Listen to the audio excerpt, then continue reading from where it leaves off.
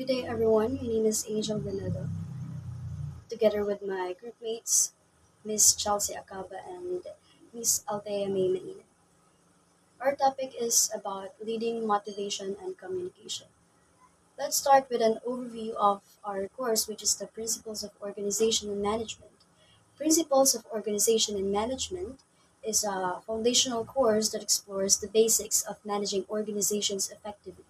It covers the key concepts like planning, organizing, staffing, directing, and controlling. We will learn about management theories, organizational structures, leadership styles, and how to apply this in real world scenarios. Now, the question is, how is leading, motivation, and communication related or relevant to our course, which is the Principles of Organization and Management? Leadership, motivation, and communication are crucial in organization and management as they drive teams towards common goals. It boosts their productivity and it ensures a smooth operations. Effective leadership guides the team, motivation fuels their efforts, and clear communication aligns everyone, ultimately leading to a efficient management and um, achievement of organizational objectives, fostering a productive and harmonious work environment. Leading refers to guiding and influencing people to work toward a organizational goals, while motivation is the set of internal and external factors that drive employees to perform their tasks effectively. When we say internal factors, it drives motivation from within, like personal goals. For example, wanting to learn a new skill or feeling proud of accomplishments. External factors, on the other hand, comes from outside, like salary or recognition. It's the bonuses, the promotions, uh, praises from your bosses. The term motivation has been defined by management authors such like Bridge. He explains motivation as an inspirational process that drives team loyalty and effective task performance. Let's say, for example, a manager inspires employees to meet project deadlines by recognizing, let's say, their contributions, making them feel motivated and loyal to deliver quality work. Stanley Vince described motivation as emotions or desires that propel individuals to act. Example of it was an employee feels passionate about a new product, so they put extra effort into marketing. They put extra effort into marketing, driven by their personal desire for success. Lastly, Robert's Encyclopedia of Management presents motivation as complex forces that start and keep people working in an organization. Example of it is a company offers career growth programs and good benefits, which are forces that motivated employees to stay and perform in the organization. Now let's proceed to the theories of motivation. First is the Maslow's hierarchy of needs. Maslow proposed that human needs are hierarchical, influencing our behavior and motivation. Let's break down the five levels using this pyramid. At the base, you will see the physiological needs. That's our basic survival requirements, such as food, water, shelter. In the workplace, this means fair wages and comfortable working conditions. Next is the safety needs. It involves security and stability. Employers can provide job security and safe environments to address this. Next is the social needs. It focuses on belonging, team building activities, and inclusive cultures uh, help fulfill this. Next one is the STEM needs. It involves respect and recognition. Uh, It is the awards, the promotions, and growth opportunities that boost motivation. At the top, which is the self actualization, is about realizing potential. Companies can support this with creative projects and leadership training.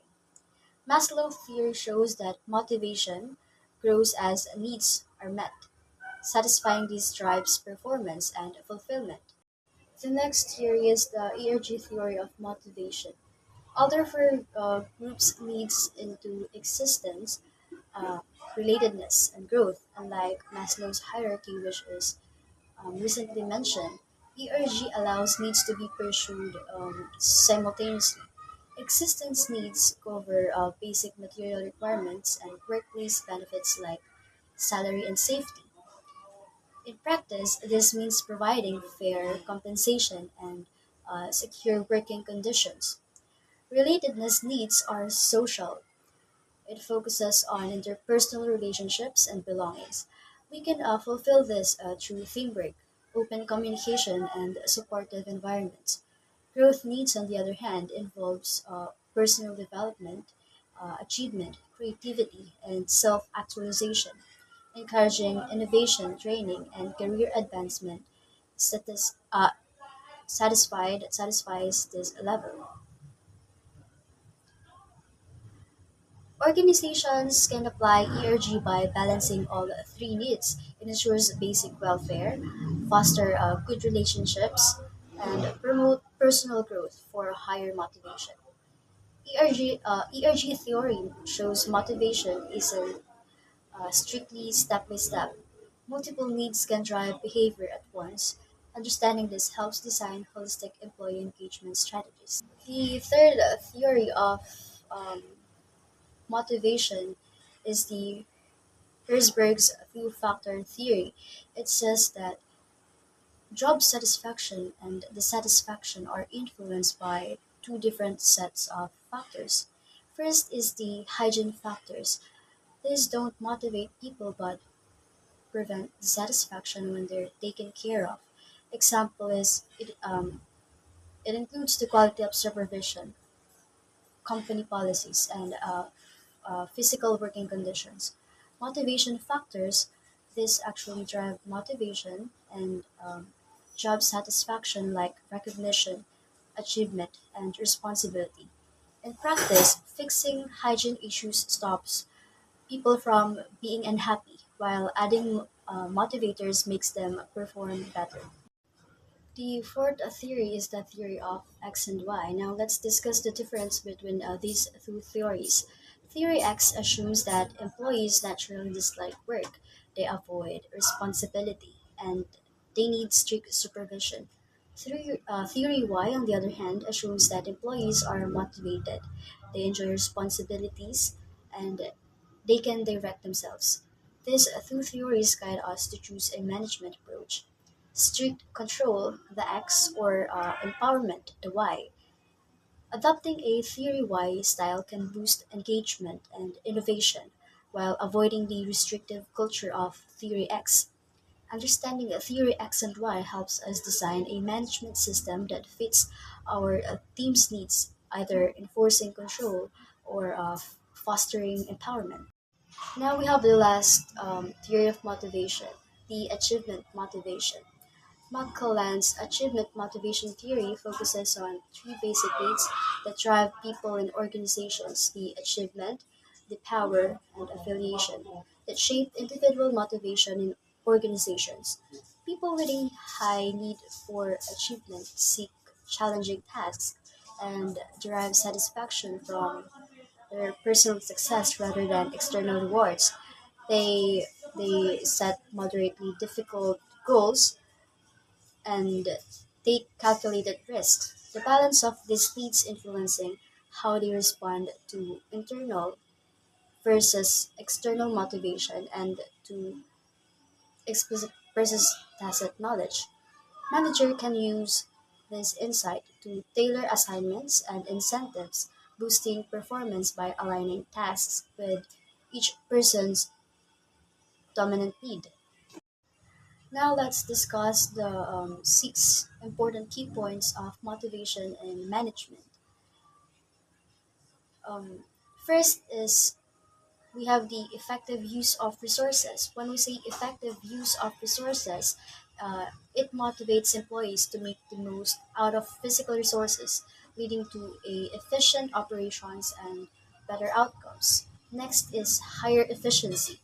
Motivation pushes workers to maximize their energy and abilities, raising overall productivity. The third one is accomplishment of organizational goals. Motivation shapes behavior toward goal directed efforts and teamwork, helping the organization meet its objectives.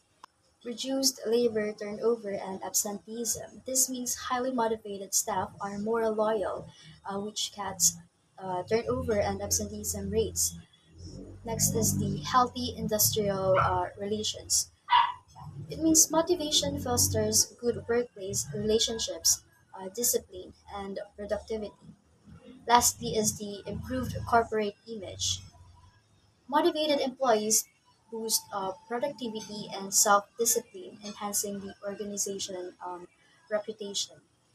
Motivation and management means inspiring employees to use resources efficiently, work harder, achieve goals, stay loyal, build good workplace relations, and boost the company's reputation, resulting motivated staff driven by efficiency, productivity, goal attainment, and lower turnover and absenteeism, and a stronger corporate image. Now let's talk about the three types of motivation and management. First, we have the financial and the non-financial motivation. Financial motivation uses monetary rewards like wages, performance-related pay, and share ownership to employee performance. While non-financial motivation relies on non-cash incentives such as job enrichment, training, and seminars to develop and retain people, especially in challenging times. Together, they cover both cash-based and personal growth drivers to boost overall employee motivation. Next is we have the positive and negative motivation. Positive motivation is best used when you want to boost employees to perform better by offering rewards such as promotion, praise, recognition, perks. Negative motivation is typically applied to enforce compliance, prevent specific undesirable behaviors, or address performance gaps where the threat of consequences can correct mistakes quickly. Then, lastly, is the group motivation, which means getting a team excited and focused on reaching the company's goals. It's about inspiring everyone to work together and support each other to succeed. Now we're done with leading motivation. Now let's proceed to the last part, which is the communication. Communication is the process of sending a message from a sender to a receiver who interprets it and may give feedback, requiring shared understanding through verbal or nonverbal means. Let's now talk about the six C's of effective communication. First, we have the completeness. Second is the conciseness, consideration, clarity, courtesy, and correctness. Completeness means that the message has all needed information. Conciseness, the message uses the fewest word without losing meaning. Consideration, the message respects the receiver's background, needs, and feelings. Clarity, the message is easy to understand and focuses on one idea. Courtesy, the message is polite and respectful. And lastly, correctness, the message is free of grammatical and factual errors. Let's say, for example, I am sending an email to a colleague who's working from home today. Applying consideration from the six C's of effective communication, I would say in the email: Hi, Miss Chelsea. Hope you're managing well working from home today. Could you please check the latest record and let me know if there are any updates? Thanks a lot. Through this, it shows consideration by acknowledging and acknowledging that she's working from home and being polite and asking instead of commanding. Communication process. The communication process is consists of six elements. I know some of you or majority of you is already familiar with the communication process since it is already tackled in our senior year. So first we have the context. Context is the situation or environment where communication occurs. For example, a morning meeting at the office. Next is the sender. Sender is the person who creates and encodes the message. Example is the manager. Message, the main idea or information being communicated.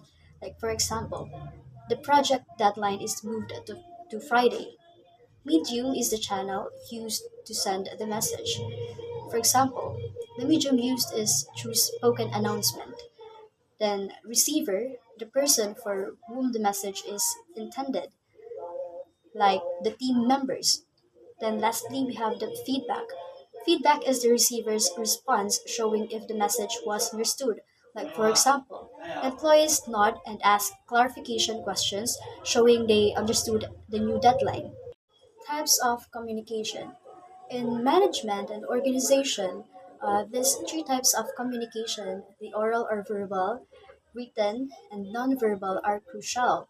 Oral communication enables fast and interactive exchanges in meetings or phone calls, allowing for immediate feedback. Written communication provides a permanent record, ensuring clarity and accountability in reports, emails, and documents. Nonverbal cues like body language and gestures often reinforce or even override verbal messages, making them key in leadership and team dynamics. Together, these types help drive effective decision making, coordination, and influences across teams. Listed are the five items that acts as communication barriers because they break the flow of a clear information. Perceptual differences. It makes people see the same message in different ways, causing misinterpretation. Language differences create confusion when words or meanings aren't shared. Information overload floods the receiver with too much data, so key points get missed. Distraction or noise pull attention away, preventing the message from being heard properly.